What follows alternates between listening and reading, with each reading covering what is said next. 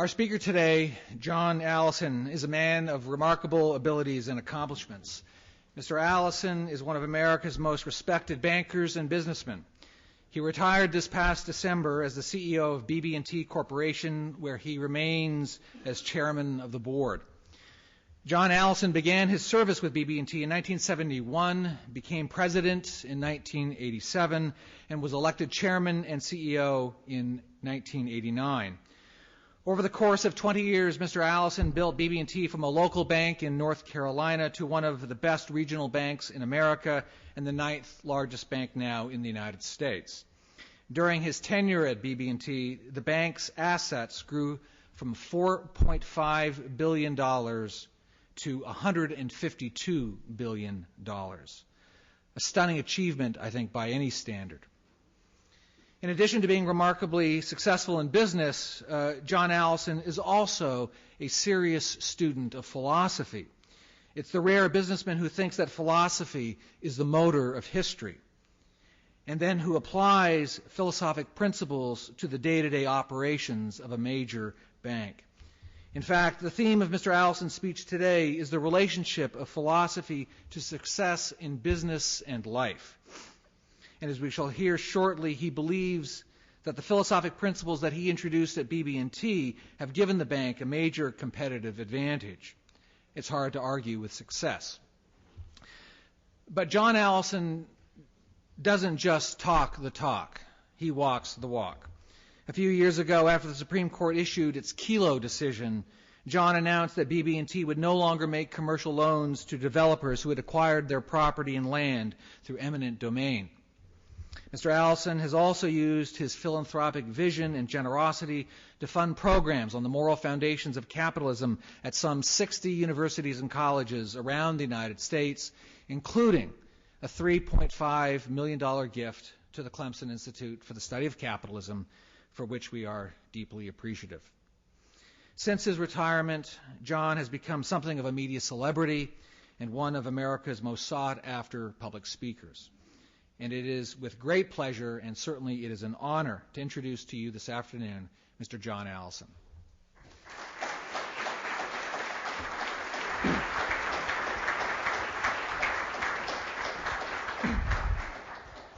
Thanks, Brad. Good afternoon.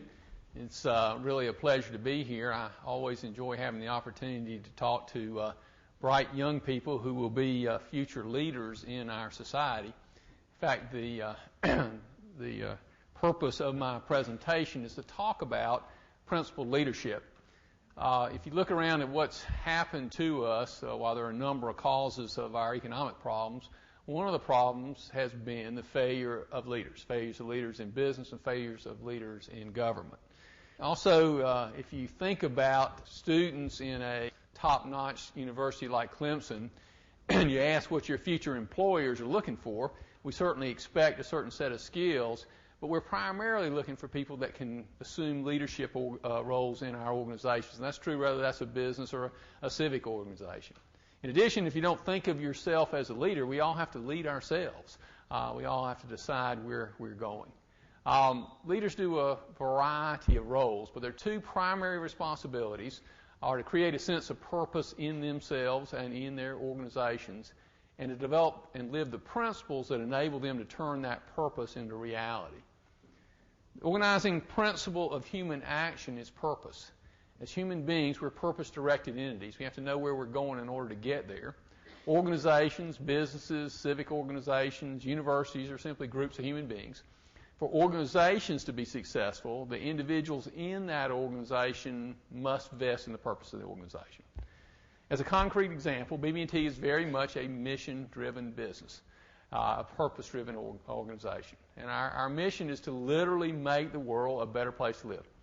By helping our clients achieve economic success and financial security, by creating a place where employees can learn, grow, and be fulfilled in their work, by making the communities where we work better places to be, and thereby optimizing the long-term return to our shareholders while creating a safe and sound investment.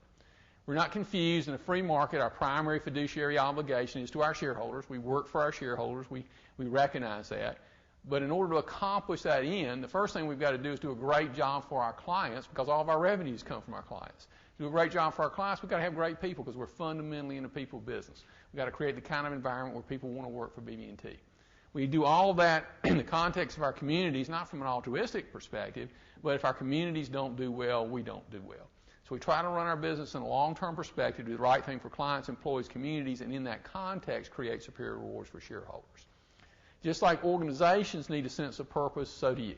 So do you. And one thing I find discouraging is how many people I encounter, and I ask them about their work, and they're spending a lot of time and effort and energy at work, but when they describe their work, it's obvious that their work is just some kind of burden. I got to go to work. I got to go to work. And if you think about all that effort, all that energy at work, and if it's just work, you're missing a lot of what life is about. And by the way, this is not practice. This is it. This is your life. And if you want to have passion and energy in your life, you have to have a sense of purpose in your work. As an example, a question I ask all the employees of BB&T, are you really making the world a better place to live through your work?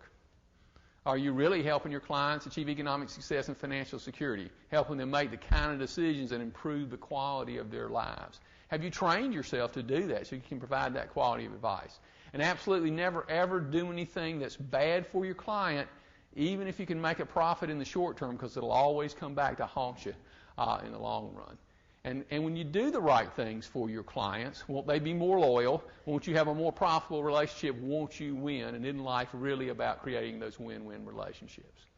And are you really helping your fellow employees be successful, particularly those of you that will go into management and leadership roles? Are you giving them the kind of feedback that improves not only the work but the quality of their lives? And when you do that, do you have more loyal employees? Will your team be more successful? Will you have more lower turnover? Won't you create another win-win relationship? And can we count on you to help us with the community, to support the United Way and the March of Dimes, community organizations that make the quality of life a better place to be? And, of course, are you rewarding our shareholders? In our case, you're rewarding the people you work for. You're making good loans, providing good financial services, rewarding the people that you work for. While the content will vary, I would argue the context of purpose is the same for every person in this room. I believe that context has two components. The first component, I believe everybody in this room wants to make the world a better place to live. I don't believe you would be here if you didn't want to make the world a better place to live. The interesting thing is there are lots of ways to make the world a better place to live. You don't have to go help hungry children in Africa to make the world a better place to live. Businesses make the world a better place to live. They provide better quality products, better quality services. In fact, the fundamental difference between Africa and the United States is we have better businesses. Good doctors, good teachers make the world a better place to live. Good homemakers make the world a better place to live. There are lots of ways to make the world a better place to live, but I believe everybody in here's sense of purpose should include making the world a better place to live. In addition, however, and the other part of purpose, which is way under-discussed, you need to make the world a better place to live doing something you want to do for you. Because you have a fundamental right to your own life. And if you make the world a better place to live, but you don't enjoy doing it, you will have wasted the most valuable thing you have, which is your life. And if you're trying to make the world a better place to live, doing something you don't really enjoy doing, you probably won't do it very well. So your sense of purpose contextually needs to be about making the world a better place to live, doing something that you want to do for you. The means by which we make the world a better place to live is our principles by which we live our lives, our values. It's interesting, we seem to have unending ethical deviations in politics. We've had some serious ethical deviations in business, from the WorldComs and Enrons to the Madoffs. And yet many people realize that values are important. Unfortunately, however, very few people use values effectively. And the reason for that is that most people have a hodgepodge of values that they develop kind of in a random fashion throughout their lives, and they never really stepped back and thought about their value system. Very few people have asked the fundamental question, what is the purpose of values? The purpose of values is to provide us with principles that if we live these principles, we improve the probability of staying alive, being successful, and ultimately being happy. So values are really about principles that lead to success and happiness. Even having the right values doesn't guarantee success and happiness, because things happen in Mother Nature beyond our control.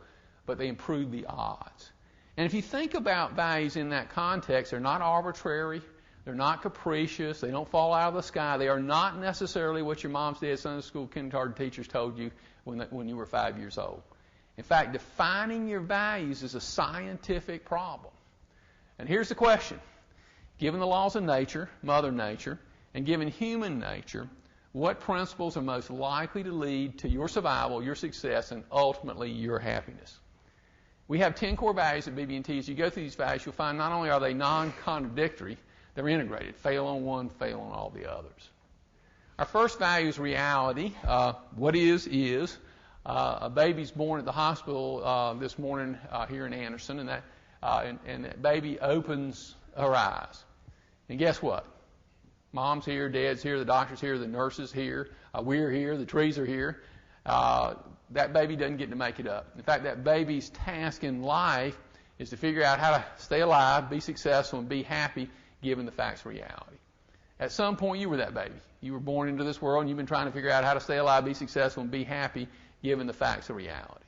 At one level, that's self-evident. At another level, the vast majority of people on the planet are in resistance to reality, which is not a healthy place to be. Human beings make three basic mistakes in regards to reality. These are actually epistemological errors. They're actually errors in thinking, but they relate to reality.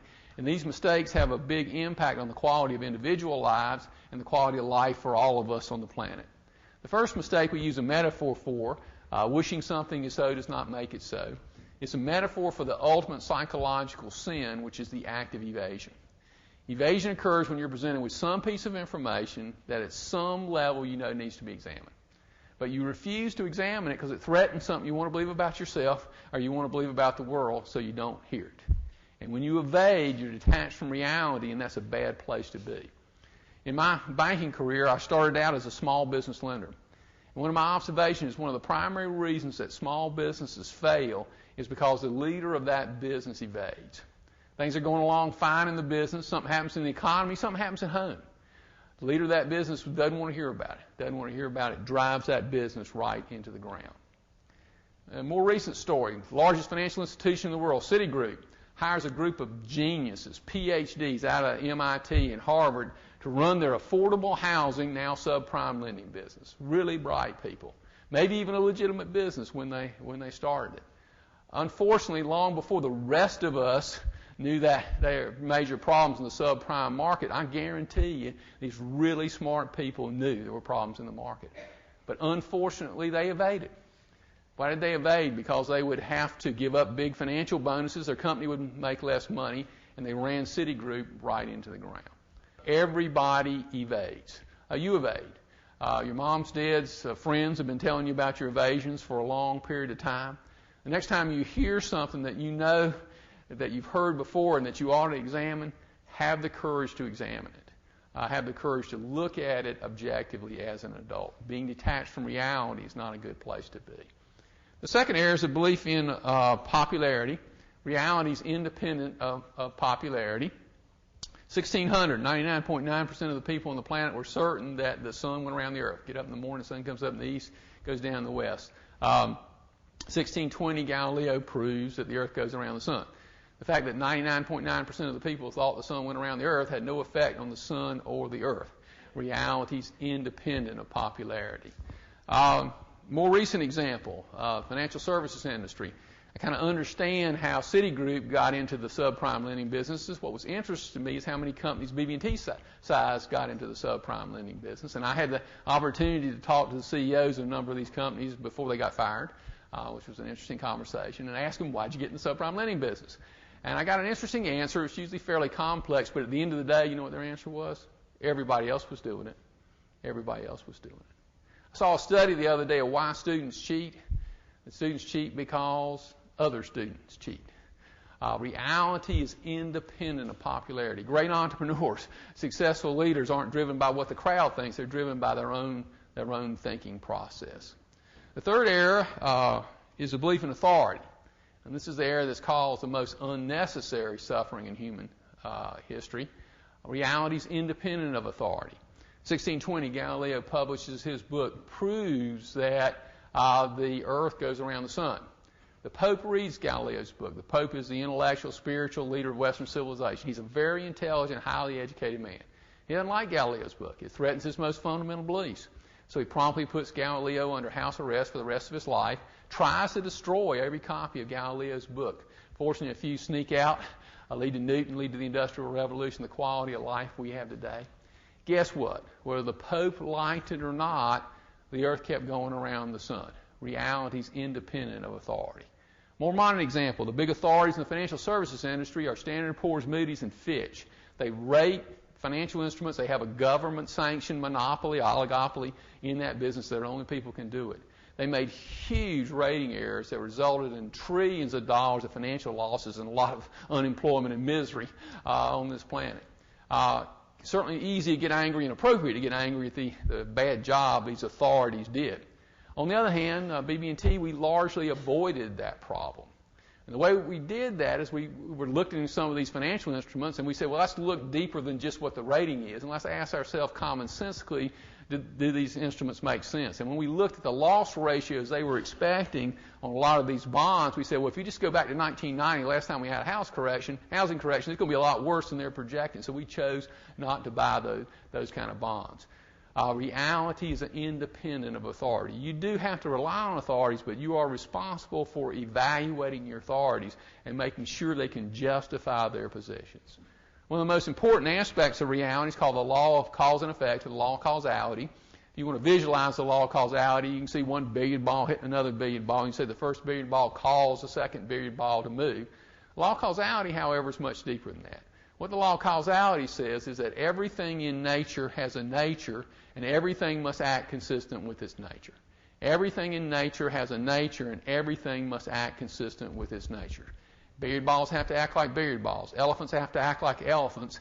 And as a human being, we have a nature, and we must act consistent with our nature. We have no option. We have a nature, and we must act consistent with our nature.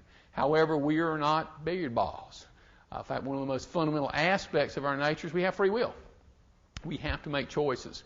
And the fundamental self-evidency of free will is a set of choices that you've been making since you were very young, that you literally make every few seconds and only you can make. And that choice is to focus your mind or not, to be here or not. During this presentation, some of you will be here, some of you won't. Nobody can stay in focus all the time, but you do choose when you stay in focus. In a presentation like this, you ought to be in focus. And maybe on Friday evening you go out of focus. But you do choose when you stay in focus. And when you're out of focus, you're detached from reality. You can't learn. You can't grow. One of the interesting things that happens, one way that people evade is they go out of focus. I'll say something during this presentation that you don't want to hear, and you'll go out of focus to evade. Not a healthy place to be. The other fundamental aspect of our nature is we have the capacity to reason, the capacity to think objectively. Everything that's alive has a method of staying alive. A lion has claws to hunt with. A deer has speed to avoid the hunter. We have the capacity to think. And our capacity to think is literally our only means of survival, success, and happiness. There are no shortcuts. There are no free lunches. Sorry. We're very fortunate. The great genius of history, in my opinion, Aristotle, taught us how to think. He did that back in 300 B.C. He said we ought to begin with sound premises based on the facts, use induction and deduction to derive conclusions, to integrate those conclusions without contradiction. Fundamental rule of logic is to avoid contradiction, and then that conclusion could become a premise for a higher level of thinking. Despite knowing how to think since 300 BC, a lot of times we don't think this way, right? And we think in a very muddled fashion, and when we do that, when we violate our means of success and happiness, we get negative consequences. It's also interesting how we try to improve our thinking process. We tend to look at higher level thinking, which can be a very beneficial process. We go to universities, we go to graduate school programs, etc., and a very beneficial process. On the other hand, the single biggest driver of the effectiveness of our thinking is our premises. If you have a problem in your premise, you will by definition have a problem in your conclusion. That's why you see some very bright people that come up with bizarre conclusions is because they have some problem in their premise. If you build a 20-story building on quicksand, the building's going to fall over. In fact, the next time you're having an argument with somebody, the odds are very high. You're not arguing about what you think you're talking about. You're actually arguing about premises which you both unconsciously hold. It's interesting to reflect on your premises, and particularly your most important premises, your most fundamental beliefs. Where'd you get your fundamental beliefs? You got your fundamental beliefs primarily from your mom's dad, Sunday school teachers, kindergarten teachers when you were very young. And where'd they get their fundamental beliefs from? Their moms, dads, Sunday school teachers, kindergarten teachers when they were very young. And where'd they get their beliefs from? Their moms, dads, Sunday school teachers, kindergarten teachers when they were very young. And if you think about those beliefs, a couple thoughts. First, they're primitive. And second, the odds are very high you have a hodgepodge of beliefs. Some that make a lot of sense and some that don't. Even if you love your parents, you probably can see some things in your parents that kept them from being as successful, more important, kept them from being as happy as they could be. You may have a different content, but the odds are very high that you have the same context. If you want to improve your thinking capacity, improve the probability of being successful, and more importantly, being happy, the most important thing you can do is have the courage to objectively look at your fundamental beliefs as an adult and reject all beliefs which are inconsistent with reality. They can't be so. And reject all contradictions, because contradictions can't exist in reality. Induction and deduction. Deduction is where we go from the general to the specific. All men are mortal. Socrates is a man, therefore Socrates is mortal. Deduction is a concrete application of a general principle. It's a very powerful thinking tool. Aristotle pretty much taught us how to do it back in 300 BC, and I find that groups like this deduce well or you wouldn't be here. Deduction is a kind of minimum requirement for a college education. If you make a deductive error, the odds are it's not a thinking error. It's usually a psychological error. You come to a conclusion and you don't like the conclusion, so you evade that conclusion. As useful as deduction is, far, far more important is induction. In fact, induction is what makes humans humans. Induction is where we go from the concrete things in the real world to the general principle. How did you decide that all men were mortal? Where did that come from? The basic expression of induction is called concept formation. Concept formation is something that all human beings can do. Some can do it better than others. When you were very young, you were able to look at chairs and see they look like each other and different other things. You developed a word, a concept called chair, and your parents got real excited because they realized that was the beginning of the thinking process. And when you have a baby and they make that kind of association, you'll get excited about that. And then you were able to look at tables and see that they were like each other and different other things. You developed a word, a concept called table. And then you made a big intellectual leap. You could look at chairs and tables, realize they didn't look like each other at all, but you grasped they had a common purpose, and you developed a word, a concept called furniture. And you did that all the way up your hierarchical of understanding to your most complex ideas, to how the world ought to be run, what's truth, what's justice. Most complex ideas came through that process. A couple thoughts about concept formation. Concept formation is what makes the human mind so powerful. Take something as simple as chairs. In the real world, there are actually billions of chairs. If you had to think of them perceptually like an animal does, that's all you can think about. Of course, those chairs wouldn't be there. But all you could think about would be those chairs. In one word, you've captured billions of things in the real world. So how well you develop your concepts determines how effective a thinker you are. Second thought about concept formation, this actually deals with a couple big philosophical issues. You probably had people give you advice you should have an open mind, and often the implication of that, and you hear this in universities a lot, is that means you should be skeptical because you can't be certain about anything. But here's the interesting thing. You should have an open mind, but that doesn't mean you need to be skeptical. Take something as simple as chairs. As an adult, you know a lot more about chairs than you knew when you were 2 years old. So you've learned a lot more about chairs. And you should always keep your mind, there's a lot more you can learn about chairs. But just because you've learned more doesn't mean what you knew when you were 2 years old was wrong. You've just learned more. So you can learn more about anything. That's why you should keep your mind open, but that doesn't mean you need to be skeptical and uncertain. You can still be certain and learn more. Final thought about concept formation, it is hierarchical. You started with tables and chairs and went up to furniture and all the way up to truth, beauty, love, very complex ideas. Who you ought to vote for president, how the world ought to be run. Give you some good news and bad news. Good news is the odds you did a great job on tables and chairs. Bad news, the odds are very high that you cheated on higher level concepts. The odds are very high that you got your most advanced, most important ideas from authorities. That got them from authorities. Even your most complex ideas ought to be traceable back to reality, or they aren't so. Well, I talk about concept formation with a business-oriented group. Interesting world you face, different than when I graduated from the university. You're now in competition with 7 billion people on this planet that are far better educated than they used to be, are far closer to us through technology, are willing to work a whole lot harder than you for a whole lot less. It's a very interesting new world. If you're going to be successful in that world, you absolutely need to be a master of your field of endeavor. a master of your field of endeavor. And if you look at people that have become masters in the field of endeavor, what they've been able to do is develop concepts that enable them to make better decisions. You probably, I'm sure in your education, have had teachers that weren't very good teachers. And you've had really master teachers who could communicate complex ideas that change your whole worldview. You've probably been to a doctor that wasn't too good and you didn't really feel good about the recommendation you had. And maybe you've been to a really good doctor that could look at the symptoms and give you the right kind of recommendations to deal with your health. In my business, in the lending business, we have master lenders that can take complex financial information and have very good decisions with very low error rates. So you need to be a master of your field of endeavor if you're going to be successful in this world. And the way you do that is develop concepts that enable you to make better decisions. There's just a thing that happens. A lot of people try to spur their IQ to accomplish that end. I don't know how much you can change your IQ. I don't know that. But there is something very powerful you can do. You can choose to be committed to being a lifelong learner and to being committed even today to have a very active mind. And if you look at people that become masters of their field of endeavor, they have very active minds. They have that commitment to lifelong learning. They tend to read more. They take more advantage of educational seminars. But they do something that's even more important. They recognize that as human beings, we're primarily experiential learners. You primarily learn from your experiences. And people that become masters of any field of endeavor are superior experiential learners. And to be superior experiential learners, they do two basic, profound things well. First, probably everybody here can associate with learning from mistakes. You probably had some mistakes that really changed your lives.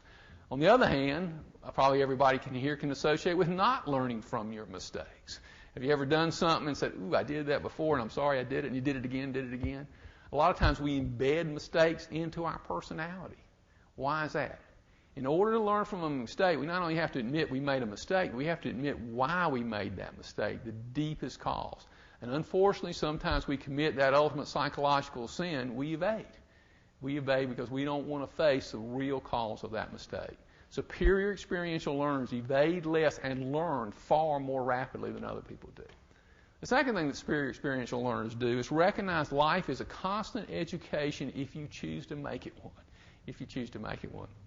BB&T operates as a series of community banks. And over the years, I've visited those banks many times and had luncheons with our local advisory board members, our outstanding employees. Local advisory board members are typically business and community leaders. And I've never had a boring lunch. They always are asking you questions and seeking feedback, and I'm asking them questions. It's always an energizing experience. And you can understand why these people have been successful in their careers, because they have very active minds. They're staying in focus. They recognize life as an education.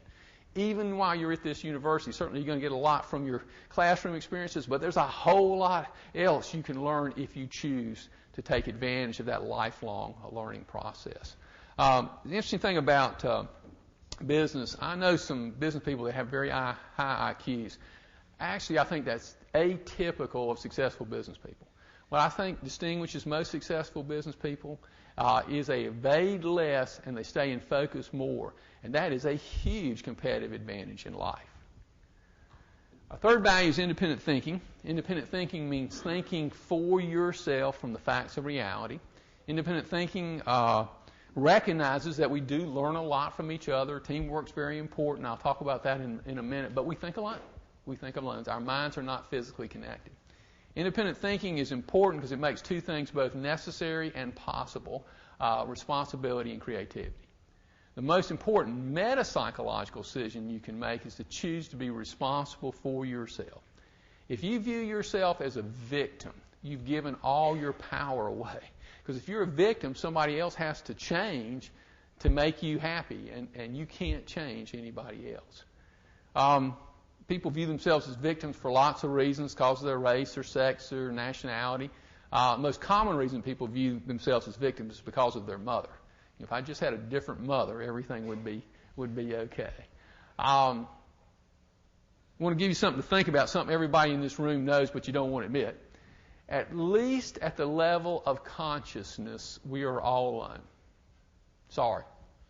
At least at the level of consciousness, we are all alone. That's just the way it is. Therefore, only you can be responsible for you. It is not possible for anybody else to be responsible for you. Can't be done. Now, the flip of that is also true. And this is the classic parental error, classic managerial error. You cannot be responsible for anybody else. You cannot be responsible for your children. If you try to be responsible for your children, you'll set them up to fail. You are responsible to do your absolute best to teach your children to be responsible for themselves. Managerial errors, see this particularly in young managers. You cannot be responsible for the people that work for you. If you try to be responsible for them, you'll set them and you up to fail.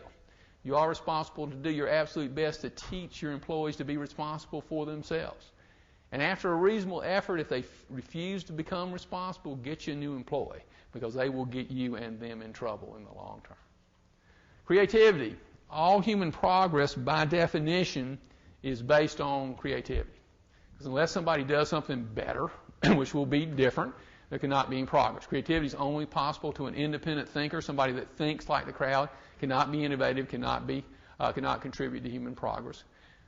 Creativity and the necessity of creativity for human progress is why free markets work, why socialism is doomed to fail. That's why entrepreneurs are so important to human well-being, because there can't be any progress without creativity. Interesting to look at the obstacles of creativity. One of the primary obstacles, I believe, is the belief that creativity is magical. It is not. Creativity is an intellectual process. There's nothing magical or mystical about it. It is true that a lot of creativity takes place in the subconscious, but most of your thinking takes place in the subconscious. This is not a perfect analogy, but it's a pretty good analogy. You can think of yourself as the computer programmer, and your subconscious is the computer, and you've written the programs that are in that computer. You've written them since you were very, very young, and those programs are running all the time. You control them in one context, but you aren't aware of them all the time. Creativity takes place in the subconscious, but it is an intellectual process. If you study creative people, they have two interesting attributes. One, they believe they're capable of being creative, and secondly, they believe it is important to be creative. Fourth value is productivity. Productivity exists on two planes, a macro plane and an individual plane. In a free market, profit is a good thing. It's simply the difference between the value of what we create and the cost of creating it. The bigger the difference, the better. To be highly profitable, an organization must be very efficient. It must be very productive. At the individual level, productivity is a gut-level commitment to get the job done. There's a fundamental psychological difference, I believe, between high performers and non-performers. Non-performers look for the reasons to fail. High performers have a gut-level commitment to get the task done. I'll give you an example. Over the years, I've visited a lot of our branches, a lot of our home office functions, and I've been through this numerous times where I'll go into a branch where things aren't going too well, and I'll ask the branch manager, tell me a story, what's happening here, and I'll always get kind of this kind of story, and that is, those competitors across the street are charging too low rates on loans, paying too high rates on deposits. That stoplight keeps people from getting into the branch. If those home office people would fix a computer, everything would be great. Sometimes there's some truth to those stories. Sometimes there's some things that just can't be done. Sometimes we change branch managers and everything gets to be okay. I contrast that with our Sterling Award winners, our most productive employees. Very interesting thing about the Sterling Award, there are about 4,000 or 5,000 people that can participate in this program. We've only had 4 people that have won the award every year since we've had it. And yet the same 25% come back. They win it one year, they don't win it the next couple of years, they come back 3 years later. Same 25% tend to win that award. And if you talk to those high performers, they'll tell you about how much they've done and how much more they're going to do in the future. They face the same obstacles, but they don't get lost in the obstacles. Fundamental psychological difference between high performers and non-performers. Non-performers look for the excuses, the reasons to fail. High performers have that gut-level commitment to get the job done. Fifth value is honesty. Honesty is a foundational value. If you look at almost all the ethical deviations we talk about, they're around honesty. And without honesty, nothing else follows. You can't have trusting relationships. Honesty is a foundational value. And, of course, to be dishonest is to be detached from reality, an unhealthy place to be. It is interesting to reflect on the standard of honesty. A lot of people, when they think about honesty, they think about being right. Well, the interesting thing is you can be wrong and be honest. As human beings, we're not omniscient. We're wrong sometimes and honest. But there is a rigorous standard for honesty. And that standard is we must mean what we say and know what we mean. We must mean what we say and know what we mean. Mean what we say means we don't go out and intentionally mislead people. I doubt anybody in here does that on a macro level, or you probably wouldn't be here. You probably would have been selected out. If you do it at a macro level, you will get caught someday, and you will get selected out, so don't do it there.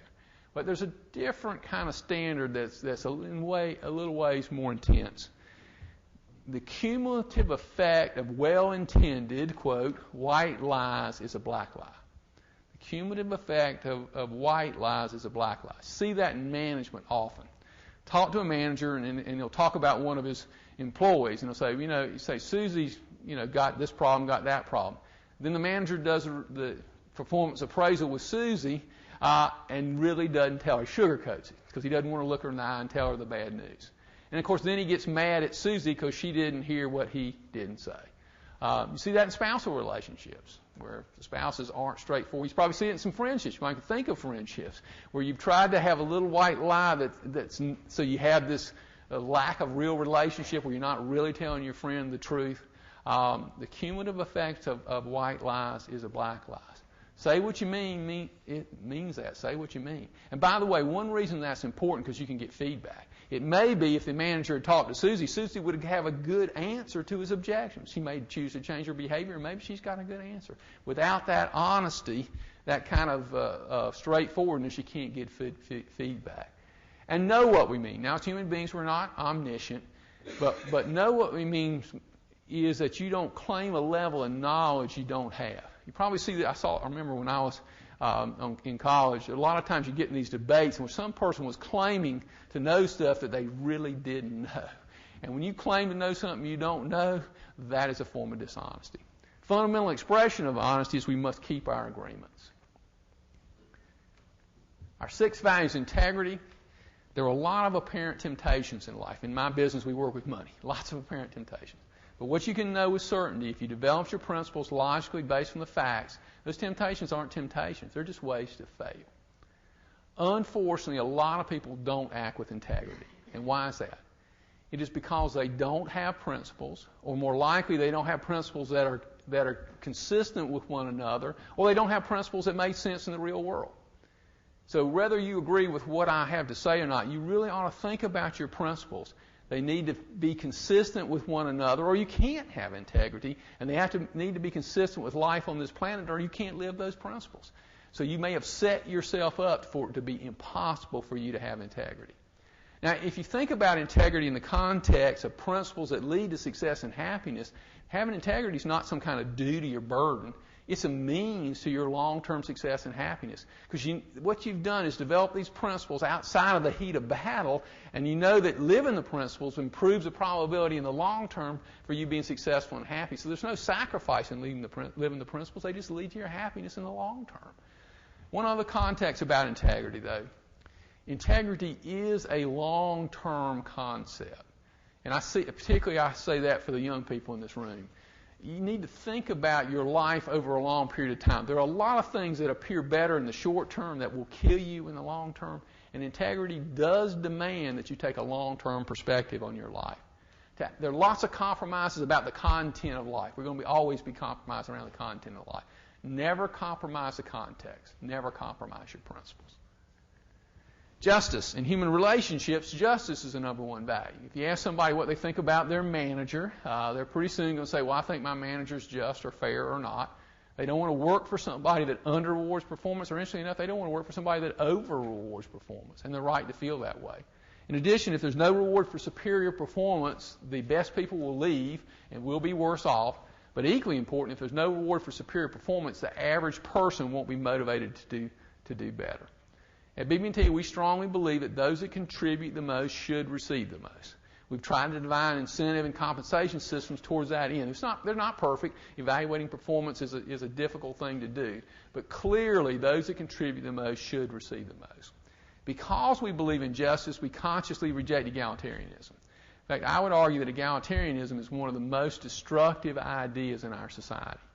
What egalitarians want is not equal opportunity. They want equal outcome. It is true that everybody ought to be equal before the law. It is true that every human being ought to be treated with dignity and respect because they're a human being. But it is not true that everybody is equal. In fact, I've never met two equal people. Every person in this room is a unique, special human being. We're all unique, special individuals. That's the good news. That's the good news. Because we're all unique, special individuals, we're not equal. We're all different. At the extreme, Thomas Edison and the Boston Strangler are not equal. Are not equal.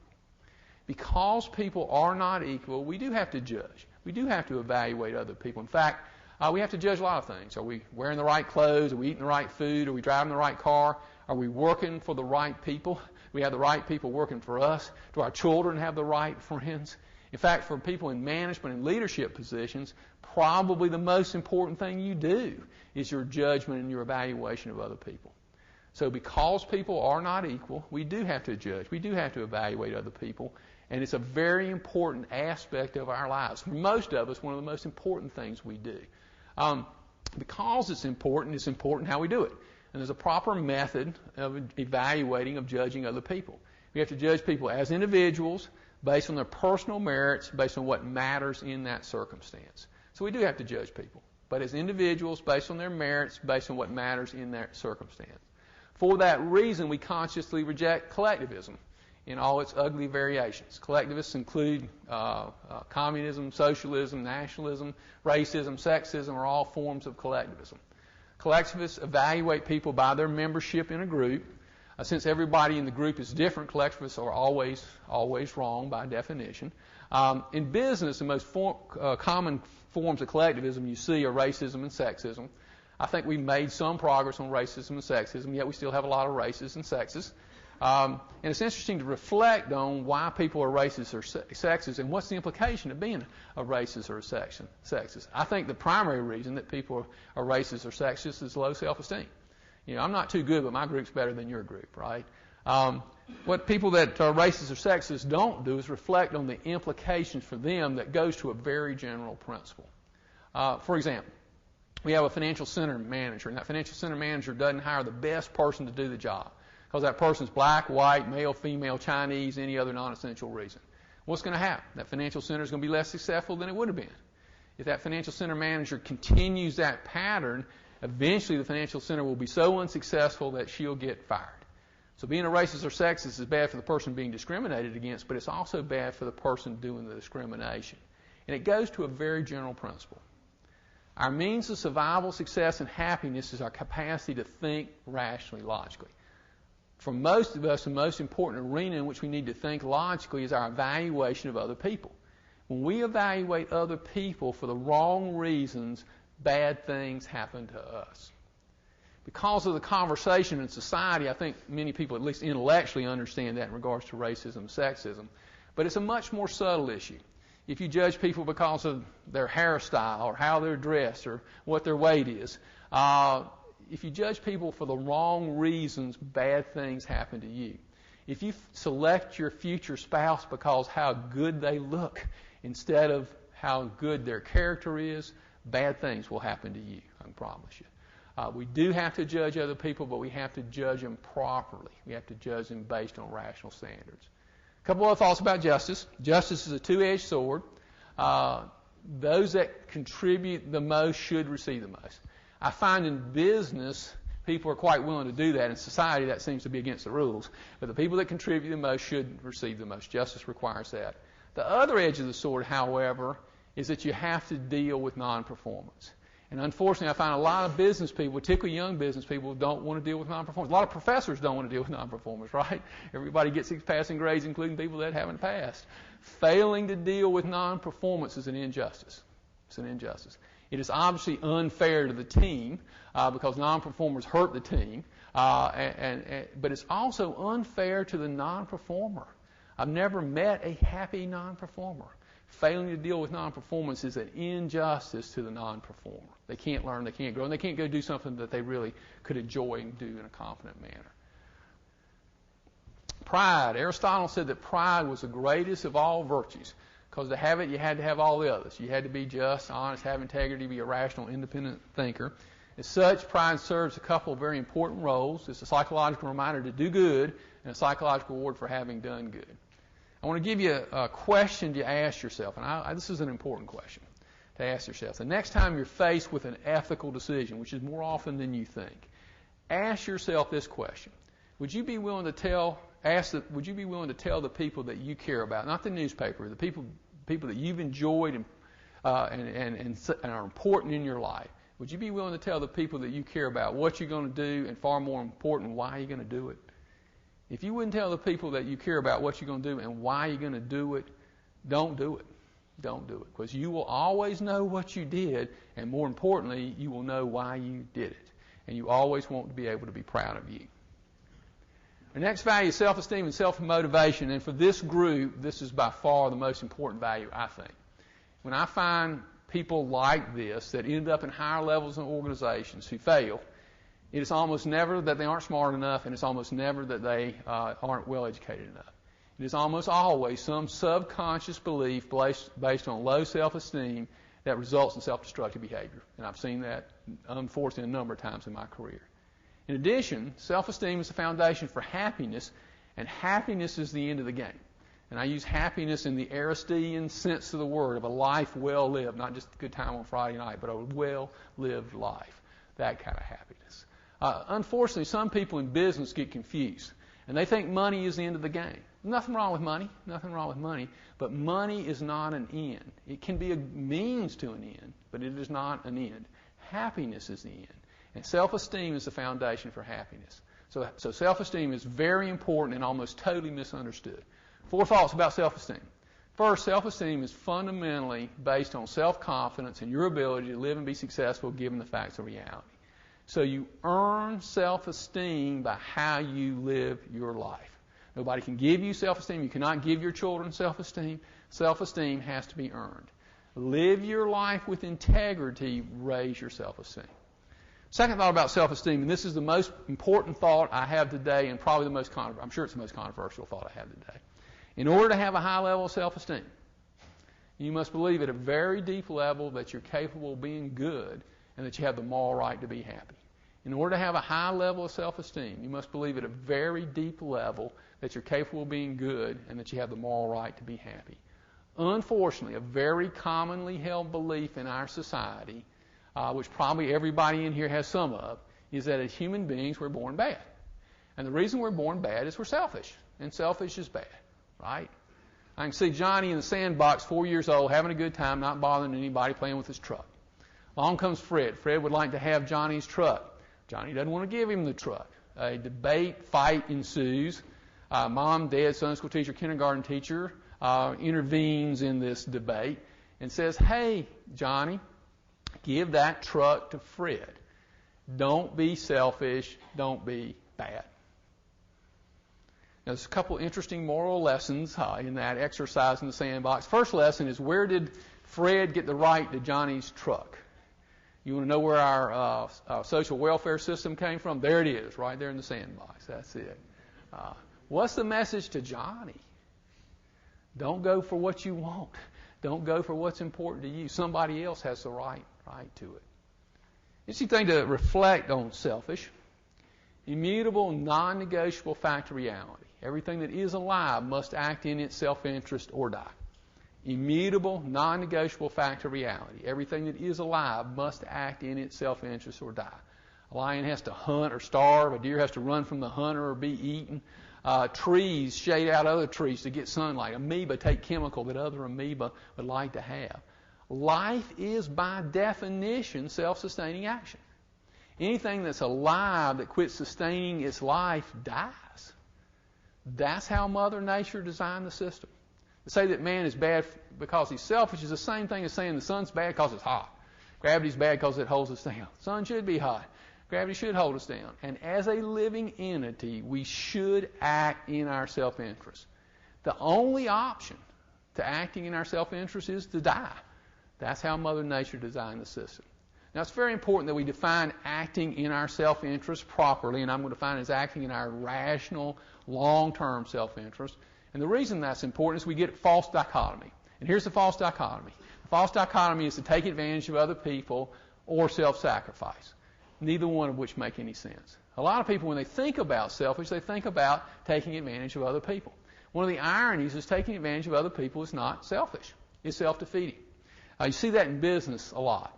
You might fool Tom, you might fool Jane, you might fool Betty, you might fool Sue, but pretty soon they're going to tell Dick and Harry, and nobody's going to trust you. And you probably already know people that nobody trusts for that reason. Taking advantage of other people doesn't work practically. But it also doesn't work for a much deeper psychological reason. When you try to manipulate other people's psychology, bad things happen to you, happen to your psychology, because other people's psychology is a big mess. You know, in my role as CEO, I get to meet lots of, quote, successful people. I'll tell you an interesting experience. I have never met anybody that was successful and happy that I think got there taking advantage of other people. Now, I've met some people that had a lot of money that I think got there taking advantage of other people. And they're the most unhappy people I have ever met. Taking advantage of other people doesn't work psychologically. Now, it is true that other people's consciousness exists in reality, and you interface with those consciousnesses, and you may want to influence them, but it's when you let go of reality and in a dishonest way try to manipulate them, it damages your psychology. So taking advantage of other people is not selfish, it's self-defeating. How about self-sacrifice? That's what we're supposed to do, right? That's the code. We hear it over and over again. We're supposed to self-sacrifice. I want to ask you a profoundly important question. Profoundly important question. Do you have as much right to your life as anybody else? Do you have as much right to your life as anybody else? And my answer is yes. Why would you believe anything different than that? Self-sacrifice carried to the logical extreme is called altruism. To understand philosophical ideas, you need to take them to their logical extreme. And altruism is a self-fulfilling concept because it demands that you go to the lowest common denominator. So if I have anything more than Tracy, I'm obligated to give it to Tracy. But even though Tracy's poor, if he has anything more than Barbara, he's obligated to give it to Barbara. And even though Barbara's very poor, if she has anything more than Marion, she's obligated to give it to Marion. And even though Marion is really poor, she's obligated to give it to Billy, down to the lowest common denominator. The only dilemma with that is there are always people in the process of dying. The only way to be equal to somebody that's dying is to die. We don't have any good altruists today. In the Middle Ages, there were really good altruists. There were the monks. They beat themselves with whips, drank dirty dishwater, slept on rocks. They were really good altruists. We don't take that very seriously. Interesting enough, taking advantage of other people and self-sacrifice, neither one makes sense. What we really are is we're traders. We trade value for value. We get better together. In our business, we help our clients achieve economic success and financial security. They let us make a profit doing it. We get better together. In fact, life is really about creating win-win relationships. There are only two stable relationship conditions, win-win and lose-lose. Whenever you get greedy and you try to set up a win-lose relationship, inevitably it will become a lose-lose relationship. You see that with spouses. The flip is also true. Whenever you get self-sacrificial and you set up a lose-win relationship, you'll get bitter and you'll make that relationship become a lose-lose relationship. In any important relationship in your life, you should ask yourself, what's in it for me? That is a very legitimate question. But you should also ask, what's in it for them? Because if there's nothing in it for them, in the end, that relationship won't work out. So you should be in the business of creating win-win relationships, relationships that work for you and work for the other person, getting better together. And of course it's in your rational self-interest to help your family, your friends, the people you work with, the people you care about, because you care about them. If you love your children, it's not a sacrifice to help your children because you love your children. In fact, love is the ultimate expression of selfishness. Now, most people don't think about that, but love is the ultimate expression of selfishness. Maybe this age group you can associate with this. After a lifelong search, you finally found the person you really want to marry. It's a big event. You're getting ready to get married. And your future spouse comes running up to you and says, honey, I am so excited about marrying you. It is the biggest self-sacrifice I ever made. Not exactly what you want to hear, right? Not exactly what you want to hear. Love is an expression of selfishness. I happen to believe it is in my rational self-interest to support the United Way. The United Way is an umbrella charity organization that provides goods and services that are needed in our community. The reason I believe it's in my self-interest is I wouldn't want to live in the kind of community that would exist without a United Way, and I sure wouldn't want my children to live in that kind of community. So I believe it is in my rational self-interest to support the United Way. And that goes to an important aspect of selfishness. The two areas that people, I think, make about selfishness. One, they believe it's about taking advantage of other people, which it is not. And the second, they see it as kind of a linear concept. It is not. To really be selfish in the proper context, to really act in your rational self-interest, you've got to ask yourself, what kind of world would I like to live in? And what can I do that I would enjoy doing creating that world? You have to hold the context. So what kind of world would you like to be in? And what would you enjoy doing creating that kind of world? And that's a proper way to understand acting in your rational self-interest. So you're not bad because you're selfish, you're alive because you're selfish. One of the great philosophical observations in the history of man was by Thomas Jefferson in the Declaration of Independence. Life, liberty, and the pursuit of happiness. When most people hear that, they hear liberty, and liberty is very important, but liberty is an old idea. The world-changing idea was the pursuit of happiness. Before Jefferson, before the thinkers of the Enlightenment, everybody existed for somebody else's good. The good of the king, the good of the state, the good of the church. Nobody existed for their own good. What Jefferson said is each of us has the moral right to the pursuit of our personal happiness. We're not guaranteed success in that pursuit, but we have that right. That's the world-changing idea. That idea created the most successful and the most benevolent society in history. When people have the right to their own life, they're naturally nicer to other people. In communist and socialist societies, everybody hates each other because everybody is a slave to everybody else. And I agree with Jefferson. I agree that each of us has a moral right to the pursuit of our personal happiness. In that context, we should act in our rational self-interest. A couple other thoughts about self-esteem. Just like you ought to be judging other people, you ought to be judging yourself. Are you who you want to be? Are you moving in the right direction? You ought to be asking that question. I'll tell you a little story. One of my heroes is Michael Jordan. This is going to really surprise you, but I'm not as good a basketball player as Michael Jordan. There's a serious differential in performance. Should I feel bad about me because I'm not as good a basketball player as Michael Jordan? No. Just like as human beings, we have a nature. As a concrete human being, you have a nature. You're born with a certain set of strengths and weaknesses, and all you can do is do the best you can given your nature. And interestingly enough, all that requires is you do something productive that you enjoy doing, and you do it the best you can do it. If you're doing something productive that you enjoy doing, and you're doing it the best you can do it, you're perfect. People say perfection is impossible. If it's impossible, it's not perfect, right? Perfection is the best possible, and you can be perfect and get better because it's contextual. You can learn, you can grow. I doubt there's any or many arrogant people in this room. What I find is almost the opposite. I find that successful people, by the way, have you thought about the fact that you're certainly in the top 5% of people on this planet, or you wouldn't be in this room? Successful people often under-evaluate themselves. They don't feel as good about themselves as they've objectively earned the right to feel. And why is that? I'll tell you why. Because at some level, you know that you couldn't possibly be here if you hadn't been selfish. And you learned when in that sandbox it was bad to be selfish. And oftentimes that keeps successful people from feeling as objectively good about themselves as they ought to. Final thought about self-esteem. In the real world, self-esteem primarily comes from productive work and romantic love. I am not an expert on romantic love. It's probably a survival of the species need. But I will offer you one observation. If you're looking for somebody to make you happy, if you expect your spouse to make you happy, you are guaranteed to fail. Nobody else can make you happy. If you're looking for somebody to share your happiness with, you're almost certainly going to be successful because there's a lot of people looking to share happiness. Productive work, I use that in the broadest context. Raising children is very productive work. Human beings survive by production. It is part of our nature. For probably everybody in this room, your work, however you define it, will be the single biggest driver of your self-esteem. So that makes work really important. Something I say to all the employees of BB&T. It's real important to BB&T that you do your job well, but it's far, far, far more important to you. Might fool me about how well you do your job. Might fool your boss about how well you do your job, but you'll never fool you. If you don't do your work the best you can possibly do it, given your level of skill, given your level of knowledge, you can't do the impossible. If you don't do your work the best you can possibly do it, you will lower your self-esteem. By the way, that's true of your college courses. If you don't do your work the best you can possibly do it, you can't do what you can't do, but if you don't do your work the best you can possibly do it, you will lower your self-esteem. The good news, the flip of that's also true. Do your work the best you can possibly do it, given your level of skill, given your level of knowledge, and you will raise your self-esteem. And that's more important than whether you get some more money or you get a promotion or you get an A on a test, because it has a lot to do with who you are as a human being. 4 thoughts about self-esteem. One integrating idea why I think egalitarianism is so bad. I'll tell you that story about Michael Jordan.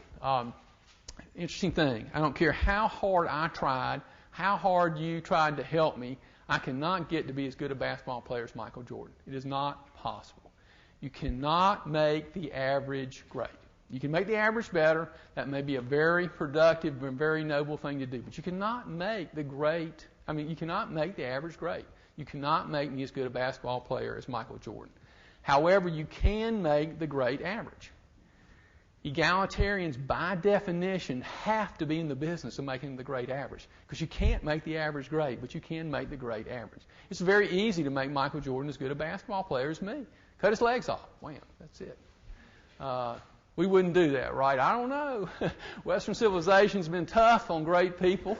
We poisoned Socrates, imprisoned Galileo, burned Joan of Arc. We're more sophisticated today. Now we do it with balls and chains. 1% of the taxpayers pay 25% of the taxes. 5% of the taxpayers pay 60% of the taxes. And 50% of the taxpayers pay no taxes. Great way to run a democracy. We do it with lots of mind-running rules and regulations, theoretically to protect people, but actually to bring down the competence so they don't do too good a job. We do that a lot. Interesting thing to reflect on. When we put balls and chains on great people, bad things happen to the rest of us. Because great people make a disproportionate contribution to human well-being. Thomas Edison not only invented the light bulb and the phonograph, he invented electrical generation, the research laboratory itself. When you put balls and chains on great people, bad things happen to the rest of us. What's interesting is egalitarians like to claim the moral high ground, because who can argue about everybody being equal? That's a great thing. I think what motivates egalitarians is the most destructive of all human emotions, and watch it in yourself. That's envy. Envy. Hatred of the good for being the good. Very destructive emotion. And that's why egalitarian is such a bad idea. 10th value is teamwork and mutual supportiveness. We want people that think for themselves, that have strong personal goals, but recognize in any organizational context we're in it together. And that means you have to be a good team player. And good team players do three basic things. One, they do their own job well. The most common reason people fail teams, they don't do their own job. You probably in college been put in arbitrary groups of 5 or 6 people, and one of them didn't do their job. It makes you mad, doesn't it, when that happens? Second thing that good team players do is they root for their fellow teammates to be successful. There's an old saying in the South, lie down with dogs, get fleas. The flip of that's true. Spend time with great people and get great. Unfortunately, sometimes we root against our teammates. You ever done that and root against your teammates? Why do we root against our teammates? Because of that very destructive human emotion called envy. What you really need to do is find people that are better than you and learn from them. And root for them, not for them, for you. Root for them for you. It'll make you a better person. Final thought about teamwork is that really good team players intellectually understand how their work impacts the rest of the team. Simple example. Our branch manager needs to do her job well, but she needs to also think about how her work impacts the customer service representative. How does it impact the teller? Does she fill in the expense voucher right so somebody in the home office doesn't have to undo her work? Good team players will think about how their work impacts their team. These are our 10 core values at BB&T. If you think about these values, not only are they non-contradictory, they're integrated. Fail on one, fail on all the others. If you're dishonest, you're disconnected from reality, you can't be just, et cetera, et cetera. They're also, I would argue, comprehensive, and this is a pretty important idea. There are lots of other positive attributes, but every positive attribute I can think of fits in this system. For example, courage is a positive attribute, but if you have integrity, you're going to have courage. Trustworthiness is a positive attribute. If you're honest, you're trustworthy by definition. Why does that matter? Go back to this idea of concept formation. If you really grasp these 10 ideas and fully integrate them into your thinking, you dramatically improve your decision-making capacity, improve the odds of being successful, and more important, improve the odds of being happy. Whenever you talk about rationality, people say, well, you don't think emotions are important. Not so. Emotions are very important. They're not going away. However, a lot of people misunderstand the role of emotions. In many ways, emotions are like primitive values. They're automated responses to people, events, and things in your life that you largely developed as children, although they evolve throughout your life. You met somebody you liked, and you met somebody like him you like, say, I'm going to like that kind of person. You did something you didn't like, and then you did something like it you didn't like, say, I'm not going to like that kind of event. And you develop those kind of automatic responses. And those responses are very helpful to you because you don't have to reinvent the wheel. Unfortunately, by the process which we develop our emotions, I've never met somebody that doesn't have some dysfunctional emotions, some emotions that take them in the wrong direction. Couple thoughts about emotions. Emotions are learned. We're probably born with emotional propensity, but we learn our emotions, or we'd all have the same emotions, and everybody in here's got a different set of emotions. Because emotions are learned, you can change your emotions. Several members of the executive management team have significantly changed their emotions and dramatically improved their performance. Changing emotions is really hard. You have to have a lot of courage and a lot of introspection, but it's a very high payback activity. But here's the goal. You want to be happy when you should be happy. You want to be unhappy when you should be unhappy. A lot of people, when they try to get rid of emotions, say, I don't ever want to be unhappy. There are times that you objectively should be unhappy. But you should avoid the curse of successful people, which is being unhappy when you should be happy. One final thought about emotions. In any conflict between reason and emotion, always pick reason. Because emotions are just reasons you had when you were much younger than you are today. That's very important for this group. And the reason that is that most of the time you're going to find your reasons and your emotions are going to line up. Your emotions are going to support you. When they don't, it's a red flag. And here's what the red flag says. Check your reasons. Be sure they make sense. And if they make sense, go with your reason, not your emotions. And a huge amount of bad decisions are made based on emotions. I know when I was in college, I had several opportunities where my brain told me not to do something and my emotions told me to do it. And 35 years later, I'm still sorry I did some of those things. I think about the CEOs of some of these large financial institutions that I had knew for years. Very bright, highly educated people that made some really bad decisions over emotion because they wanted their business to be bigger than the other guy's business and got themselves and their companies in serious trouble. So in any conflict between reason and emotion, always pick reason. One final thought. We believe in systematized learning. Excellence is an art won by training and habituation. We are what we repeatedly do. Excellence is not an act but a habit. And we have an operating leadership model that says an interesting thing. Focusing on results is largely a useless exercise. We bought lots of companies that were solid companies and we wanted to make them better. And we started focusing and talking about results and nothing happened. What you find is results are caused by behaviors. If you want to change the results, what you have to change is behaviors. For example, anybody in here unhappy with your weight? Give you the bad news. You got to eat less, eat differently, exercise more. Anybody in here unhappy with your grades? Give you the bad news. Got to study more, study differently, get a mentor. If you don't change your behaviors, you're going to get the same results. Interesting thing about behavior change. External forces can cause you to change your behaviors for temporary periods of time, but you cannot sustain behavior change unless you believe it is the right thing to do. Fundamentally, you will act consistent with your beliefs. People lose weight, gain it back, lose weight, gain it back. Beliefs drive behaviors. Those of you that go into leadership and management roles, you're really not in the business of managing results. You're really in the business of managing behaviors and beliefs. So a lot of times managers beat on you. Probably had a job where somebody kind of effectively beat on you, and nothing really happened in terms of really materially changing your results. What you have to be sure is the people working for you know the behaviors that will produce superior results and believe it's the right thing to do. And by the way, anything you want different in your life, whether it's better grades, better body, whatever it is you want different, you can change the results if you look at the behaviors you need to have and you develop the beliefs to support those behaviors. By the way, that is why purpose is so important. We started this presentation with purpose. If your goal is just to graduate from college, you're going to have one set of results. If you got something bigger, more long-term that you want to do, you're going to have a much higher level of results. Because purpose is really the foundation for the right set of beliefs. And purpose requires that you do something that you believe makes the world a better place to live that is good for you. And the people working for you are looking for that same evidence. They want to do something that makes the world a better place to live that is good for them. I fundamentally believe that for any organization, having the right principles is far more important than strategies, far more important than all the stuff we talk about in business schools. Not that those other things aren't important, but that in the end, having the right principles is the foundation for organizational success, and more important, is the foundation for personal happiness. I know we have many people in here who will be principled leaders, and that is very important to the future of our society. Thank you very much.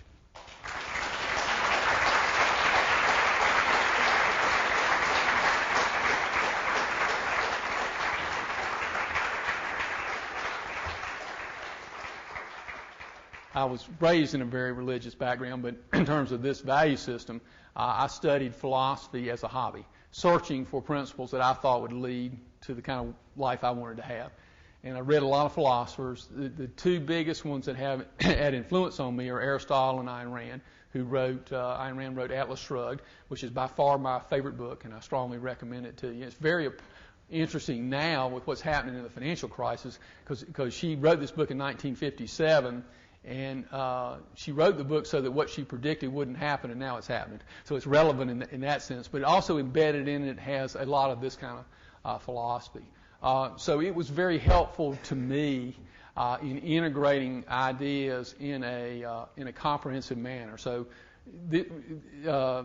I personally think I was driven more by my philosophical observations, although I was, I'm sure I had a Christian background, so I don't know. There's probably some of that in there anyway. People over the years have asked me, how do you communicate these values to your new employees? We've done lots of mergers and that kind of thing. And we do what we just did today. We build it into our training programs. We build it into our feedback systems. There's lots of ways that we do that. But at the end of the day, we either live them or not. And people judge you, in my opinion, not by what you say, but by who you are. And I think that's kind of the essence of what you were saying. And one huge advantage of this value system is you can live it. A lot of people have value systems. I see this in businesses where they have a mission statement that they couldn't stay in business living that mission statement. And maybe 80% of it they could do, but that 20% that's out of line with reality creates cognitive dissonance in their employees, and then they try to figure out what the real values are. So I think it's, in the end, it's who you are, but you have to incorporate these ideas intellectually and what I call spiritually at a deeper subconscious level in order to be that kind of person. There is a lot of pressure for short-term performance. And I think there's a little bit of a balancing act in that sometimes people justify lousy short-term performance saying it's going to be good in the long term. But at the end of the game, the long term gets here a lot faster than you think. So we have done our best to manage our business for the long term. And the way we've done that in relation to our shareholders is to be very specific about that. To say this is a long-term investment, that if you're a speculator, we hope you won't buy our stock. Can't keep you from buying it, but that's not the kind of people we want as our shareholders. We want people that have a long-term perspective and are long-term investors. You get some pressure, and it's interesting, it tends to come more from financial analysts, at least in my career, than directly from shareholders. And before we had this financial crisis, because, in my belief, we were more rational and we weren't taking some of the risks that have killed other companies, our relative performance didn't stand out. We were kind of average. And we got some pressure that, boy, you guys ought to be above average.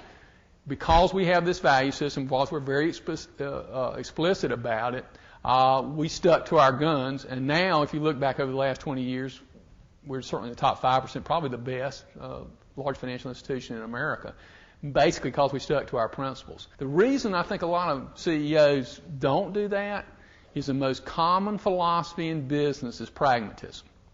Now, pragmatism says do what works, which is a short-term phenomenon.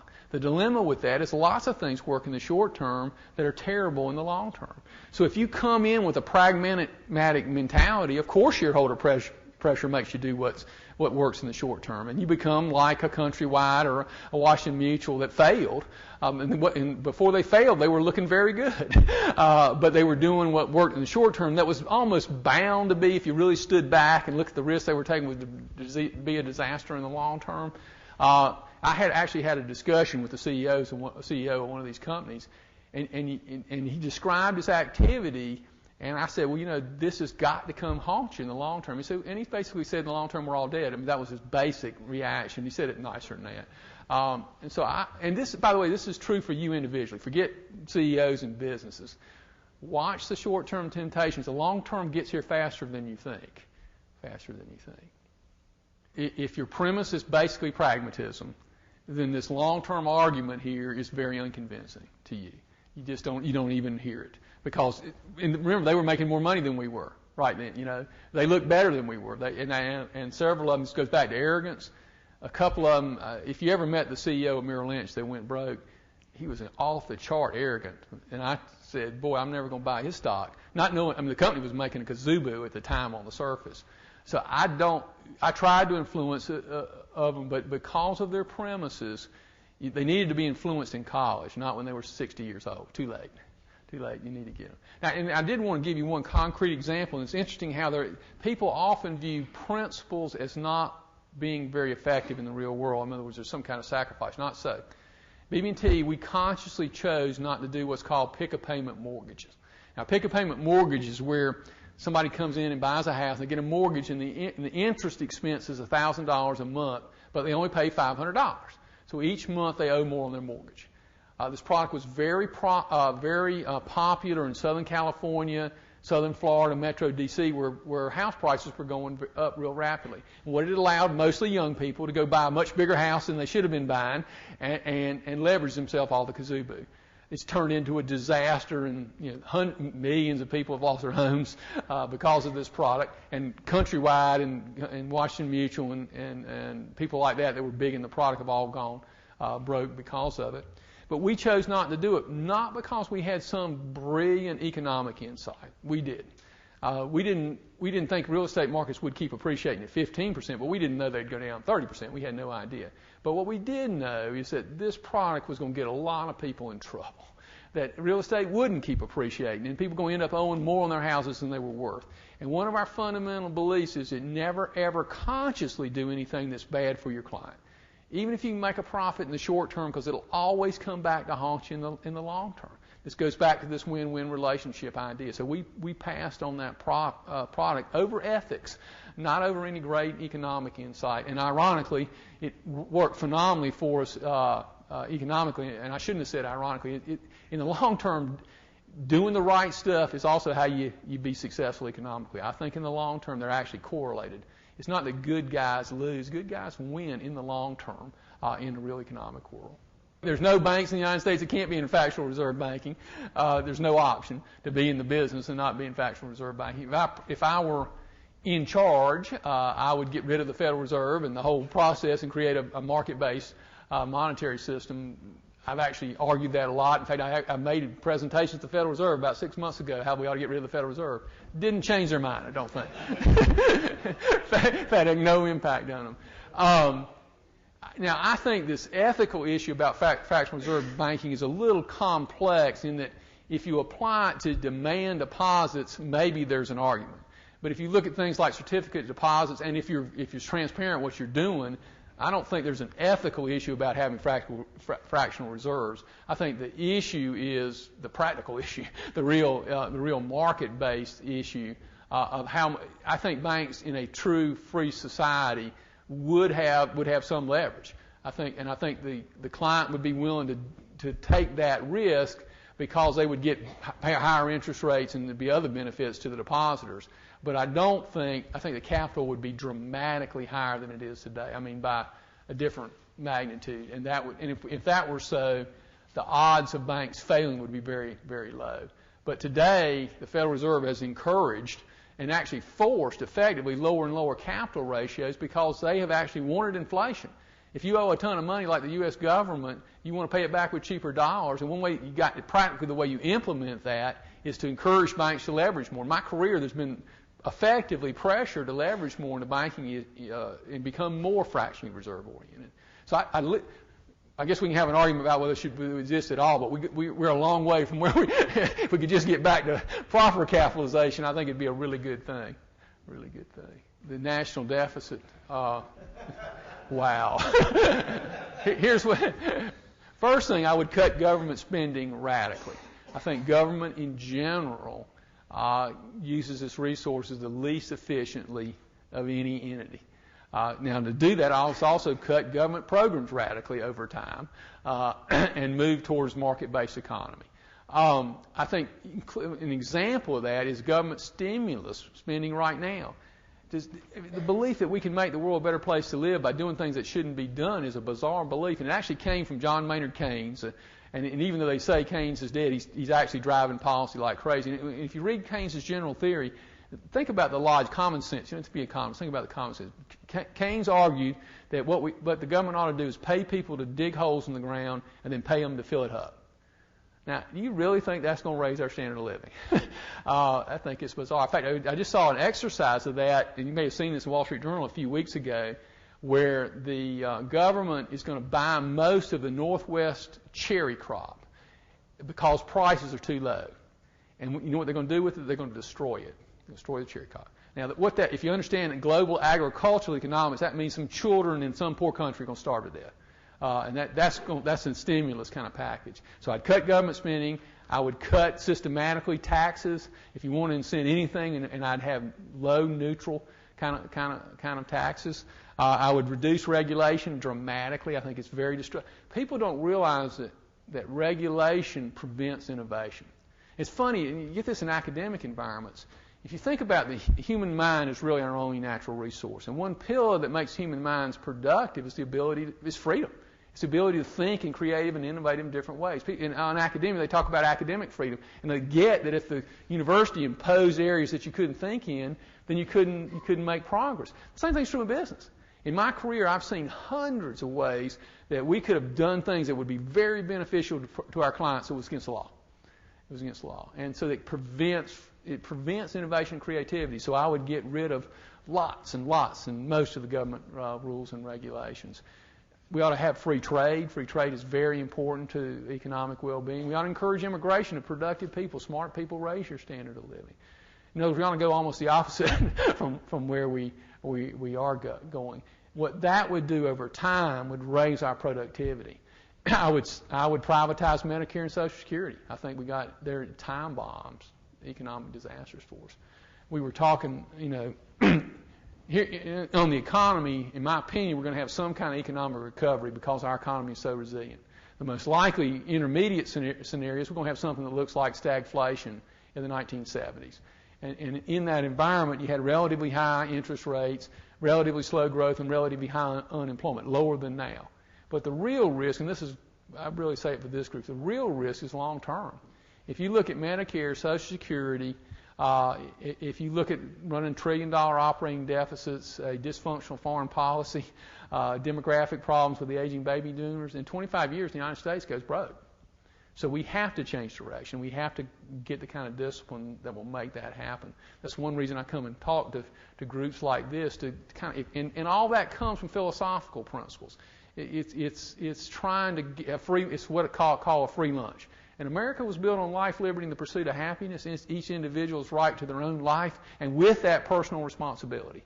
And what we really need to do is do the philosophical battle, restore the concept of personal responsibility, that there isn't any free lunch, and then the rest of this stuff, I think, will follow naturally. We'll go back to the principles that have made America great in the first place. Well, John, on behalf of the Clemson Institute for the Study of Capitalism, I'd like to thank all of you, the audience, for being here this afternoon. And I would ask you all to join me in thanking Mr. Allison for a wonderful talk.